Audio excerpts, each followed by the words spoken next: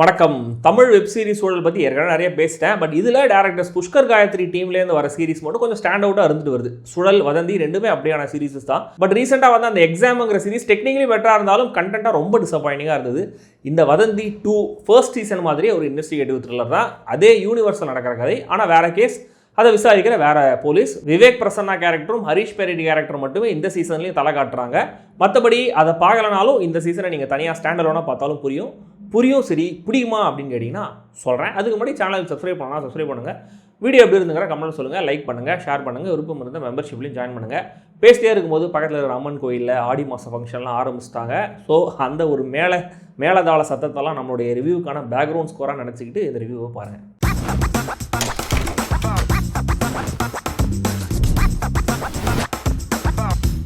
வதந்தி the mystery of money.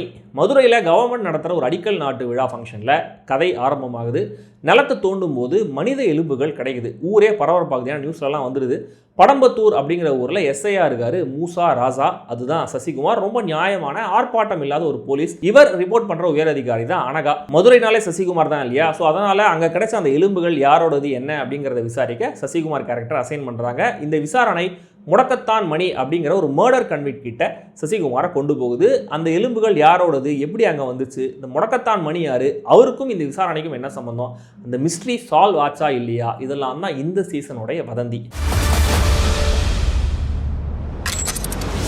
ஒரு நேர்மையான போலீஸோடைய எக்ஸிஸ்டென்ஷியல் கிரைசிஸ் கேள்வியோட ஆரம்பமாகுது இந்த கதை. அதுக்கான விடை கடைசி வரைக்கும் முழுமையாக சொல்லப்பட்ட மாதிரி தெரியல.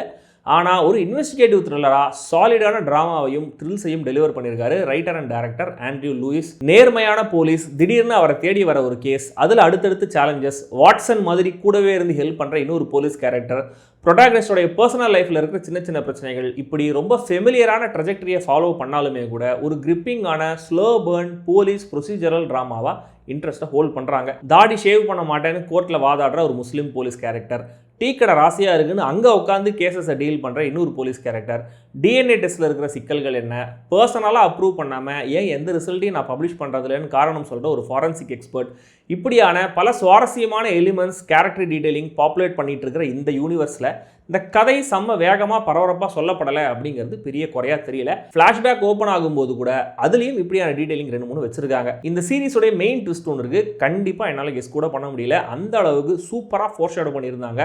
அது மட்டும் இல்லை, இன்னும் 2-3 ட்விஸ்ட்டுமே கூட ரொம்ப நல்ல சர்ப்ரைசஸாக தான் இருந்தது.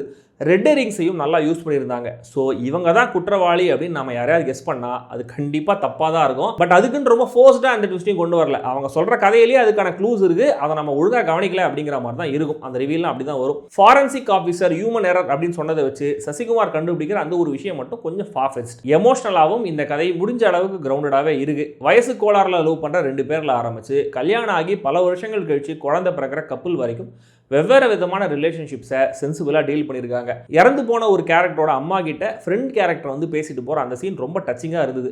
நெகட்டிவ் ஷேடில் தெரிகிற 2 கேரக்டரோடைய உண்மையான நேச்சர் தெரிகிற சீன்ஸும் நல்லா இருந்தது. கெஸ் பண்ண முடியாத ட்விஸ்ட்னு ஒரு விஷயத்த சொன்னேன் இல்லையா, அதை பார்க்கும்போது அது ரிவீல் ஆனதுக்கப்புறம் ஆஹா இதே மாதிரி சிமிலரான ஒரு ட்விஸ்ட்டை கொஞ்சம் ரீசெண்டான ஒரு மலையாள படத்தில் பார்த்தோமே அப்படின்னு கூட ஃபீல் ஆச்சு. பட் தப்பாக தெரியல. இவ்வளோ ப்ளஸ் சொன்னதுக்கப்புறம் குறைகளே இல்லையானா இருக்குதான். போலீஸ் விசாரணை பண்ணும்போது 2-3 வருஷங்கள் முன்னாடி நடந்த சம்பவங்களை கூட சில சாட்சிகள்லாம் ரொம்ப ஈஸியாக ஞாபகப்படுத்தி சொல்கிறதெல்லாம் அவ்வளோ நம்பும்படி இல்லை. சில விஷயங்கள் ரிவீல் ஆனதுக்கு அப்புறமும் அது சம்பந்தமாக திரும்ப ஃப்ளாஷ்பேக் சீன்ஸ் வரும்போது அந்த ஃப்ளாஷ்பேக் ரொம்ப இன்ட்ரெஸ்டிங்காக இல்லை. கிளிஃப்ஹேங்கர் எண்டிங் தரணும்னே ஒரு எபிசோட ஃபால்ஸான ஒரு நியூஸை வச்சு முடிக்காமல் இருந்திருக்கலாம். ஃப்ளாஷ்பேக்கில் வர ஒரு பாட்டையும் அவாய்ட் பண்ணிருக்கலாம். தென் ஒரு யூடியூப் சேனல் ஆங்கிள் ஒன்று கொண்டு வராங்க, அதுவும் கூட தேவைப்படலை. ஒரு டீ கடைக்கார பையனை வச்சு ப்ரொட்டாகனிஸ்டோடைய பர்சனல் லைஃப், முஸ்லீம் பேக்ரவுண்டில் இருக்கிற எம்பசிஸ் இந்த கதைக்கு என்ன ஆட் பண்ணுது அப்படிங்கிறது தெரியல.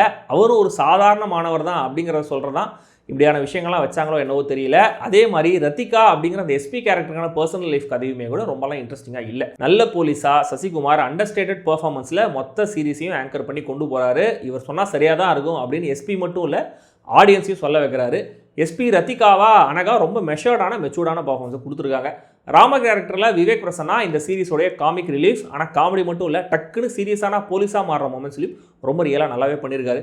மோகன் கேரக்டரில் ஜார்ஜ் விஜய் நெல்சன், முடக்கத்தான் மணியா யஷ்வந்த், அவருடைய ஃப்ரெண்ட்ஸாக வர வசந்த் கண்ணன், அர்ஜுன் சக்கரவர்த்தி, நீலாவத்தியா ரேவதி சர்மா, வெண்பாவா தீபிகா ஆனந்த், பூர்ணியா வர வர்ஷினி கார்மேகம், அண்ணன் கேரக்டரில் ராஜ்குமார், அப்பா கேரக்டரில் ஜெயக்குமார்னு எல்லாருமே நல்லா நடிச்சிருக்காங்க. லுக் அண்ட் ஃபீலில் இன்டர்நேஷனல் வெப் சீரிஸ் கண்டோட குவாலிட்டியை மேட்ச் பண்ணுற அளவுக்கு டெக்னிக்கல் டீம் மெனக்கேட்டிருக்காங்க. நல்ல ஒர்க் தான். சினிமாகிராஃபி, எடிட்டிங், மியூசிக்னு எல்லாருமே நல்லா பண்ணியிருக்காங்க. நிறைய கூட்டம்லாம் கூட்டி செலவு பண்ணிலாம் சில சீன்ஸை ரொம்ப கன்வின்சிங்காக சொல்லியிருக்காங்க. மொத்தத்தில் இந்த வதந்தி சீசன் 2 இன்ட்ரெஸ்டிங்கான ஒரு இன்வெஸ்டிகேட்டிவ் த்ரில்லர் சீரிஸ். 8 எபிசோட்ஸுங்கிறது மட்டும் 6 7ன்ற மாதிரி முடிச்சிருக்கலாம். ஸ்டில் அவ்வளோலாம் நம்மளை சோதிக்காமல் நம்ம புத்திசாலித்தனத்தை மதித்து ப்ராப்பராக சொல்லப்பட்டிருக்கிற எடுக்கப்பட்டிருக்கிற ஒரு வெப் சீரிஸ் இது. விருப்பம் இருக்கிறவங்க அமேசான் பிரைமில் இருக்குது, ட்ரை பண்ணுங்கள். And strictly adults only.